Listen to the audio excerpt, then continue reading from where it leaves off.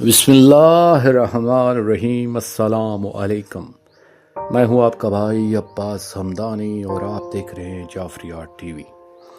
آج کا ہمارا موضوع گفتگو ہے شہزادہ علی اکبر علیہ الصلوۃ والسلام کا آخری وداع اور میدان جنگ میں آمد۔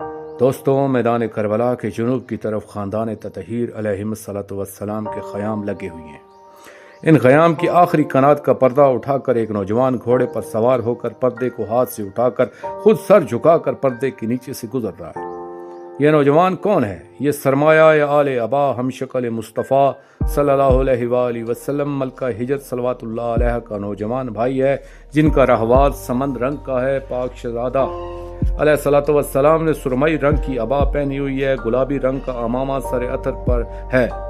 تاریخ کے الفاظ یہ ہیں کہ یعنی شہنشاہ کربلا علیہ الصلوۃ والسلام نے جب آخری مرتبہ بیٹے کو روانہ فرمایا تو لخت جگر کو خزکار ریشمی سرمئی رنگ کا لباس پہنایا اور گلابی رنگ کا امامہ سر عطر پر موضوع فرمایا اور خیام میں سے ہی گھوڑے پر سوار کر کے روانہ فرمایا۔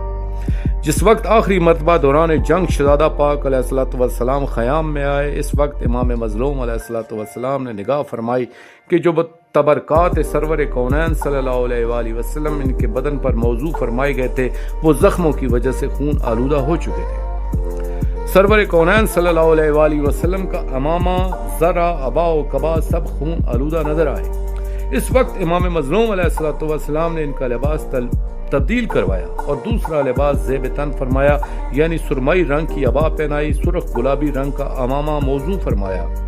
اس کے بعد اپنے ہاتھوں سے جوان بیٹے کو اقال پر سوار فرمایا۔ جس وقت شہزادہ پاک علیہ الصلوۃ والسلام رہوا پر سوار ہو چکے تو انہوں نے پاک بابا کا آخری سلام کیا۔ کریم کربلا علیہ الصلوۃ والسلام نے فرزند کی طرف حسرت امیز نگاہ فرمائی، آنسو جاری ہوئی اور چہرے پر نا امیدی سی چھا گئی۔ زبان سے تو کچھ نہیں فرمایا، البتہ ہاتھ کے اشارے سے وداع فرمایا۔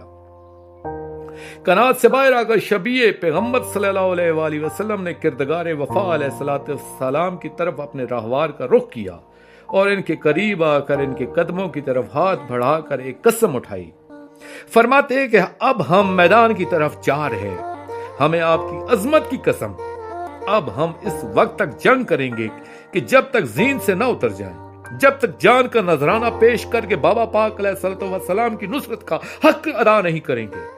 اب ہماری تلوار نیام میں ہرگز نہیں آئے گی، رب ذوالجلال و اکرام کی قسم، ہم اب واپس نہیں آئیں گے۔ یہ فرما کر اقال کو ایڑ لگائی اور میدان میں آ کر اقال برق جمال کو روکا۔ اس مرتبہ اہل شام نے دیکھا کہ شہزادہ پاک علیہ الصلوۃ والسلام کا لباس تبدیل تھا، سرمئی ابا پر گلابی امامہ بہت خوبصورت لگ رہا تھا اور رخ انور کی نورانیت کی وجہ سے ارض کربلا کے ذرات رشک شمس و قمر نظر آتے تھے۔ حسن حبیب خالق کے عوالم کے مظہر کلی اس حسن سے میدان میں جلوہ فرما ہوئے کہ ایسا محسوس ہوتا تھا جیسے اللہ تعالیٰ کا حبیب اول اپنے جمال ازل کو بے نقاب کر کے تاج خاتمیت انبیاء صلی اللہ علیہ وآلہ وسلم سر عطر پر موضوع فرما کر شب معراج حجرہ عروسی الہی کے سامنے اپنے برا کے برق پا پر سوار ہو کھڑے ہوں۔ شہزادہ پاک علیہ الصلوۃ والسلام نے اس انداز کے ساتھ جلوہ آورائی فرمائی کہ ابن سعد ملعون کا لشکر حیرت و مبہوتیت کے سمندر میں غرق ہو گیا اور اہل کوفہ ان کے حسن و جلالت و جمال کے نور جاذب الشعور سے مسحور نظر آتے تھے۔ شہزادہ پاک علیہ الصلوۃ والسلام نے اپنے رخ سے نقاب اٹھایا اور پیشانی پر ہاتھ رکھ کر لشکر شام کا جائزہ لیا۔ اس وقت ابن سعد ملعون نے اپنے جرنیلوں کے ساتھ میٹنگ کر رہا تھا کہ ان کے ساتھ جنگ کرنے کے لیے اب کسی پر تنہا نہ بھیجو، کیونکہ جو بھی جائے گا وہ زندہ واپس نہیں لوٹے گا۔ اس کی وجہ یہ ہے کہ جملہ صفات و کمالات اور شجاعت و بہادری میں بھی سرور کونین صلی اللہ علیہ وآلہ وسلم کی مکمل شبیہ ہیں۔ دوستو، آخر میں شکریہ ادا کروں گا اپنے مرشد کریم السید محمد جعفر الزمان نقوی البخاری سرکار دام ذلہ تعالیٰ کا یہ مضمون میں نے ان کی کتاب مجالس المنتظرین علی روضۃ المظلومین جلد 2 سے پیش کیا ہے، اور آخر میں اپنے پاک شہنشاہ کی بارگاہ میں التجا کریں گے، اللہ جل یا ولی المظلومین یا منتقم شہزادہ علی اکبر علیہ الصلوۃ والسلام، اجر اللہ تعالیٰ فرجک و صلوات اللہ علیک یا ربا محمد و آل محمد صلی اللہ محمد و آل محمد وعجل فرج آل محمد صلی اللہ علیہ وآلہ وسلم۔